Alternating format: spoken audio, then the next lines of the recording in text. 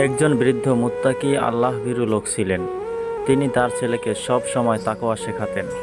একদিন তিনি তার ছেলেকে পরীক্ষা করার জন্য বললেন, আমার প্রিয় সন্তান, আমি তোমাকে একটা কাজ দিচ্ছি। তুমি গিয়ে একটি মুরগি জবাই করে আনো, তবে এমন জায়গায় করো যেখানে তোমাকে কেউ দেখতে না পায়। ছেলেটি মুরগি নিয়ে বেরিয়ে গেল। ঘন্টা দুই পরে ফিরে এলো, কিন্তু তার হাতে মুরগি জীবিতই ছিল। বাবা অবাক হয়ে জিজ্ঞেস করলেন, তুমি মুরগি জবাই করলে না কেন? ছেলেটি মাথা নিচু করে বলল, বাবা, আমি অনেক জায়গায় গেলাম, পাহাড়ের গুহায়, গাছের নিচে, কিন্তু যেখানেই যাই মনে হয় কেউ যেন আমাকে দেখছেন।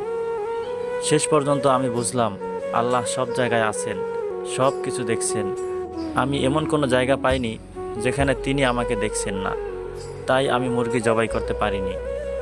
বৃদ্ধ বাবা কাঁদতে শুরু করলেন এবং আল্লাহর দরবারে সেজদায় পড়ে গেলেন। বললেন, আলহামদুলিল্লাহ, আমি আজ বুঝলাম আমার সন্তান সত্যিকারের আল্লাহ ভীরু হয়ে উঠেছে। সুবহানাল্লাহ। অতএব প্রিয় বন্ধুরা, একটা কথা সবসময় মনে রাখবেন, আমরা যখন মানুষকে দেখি না বা কেউ আমাদের দেখছে না, তখনও আল্লাহ আমাদের দেখছেন। প্রকৃত মুত্তাকি সেই যে গোপনে আল্লাহকে ভয় করে এবং গোপন অবস্থাতেও ন্যায়ের পথে চলে।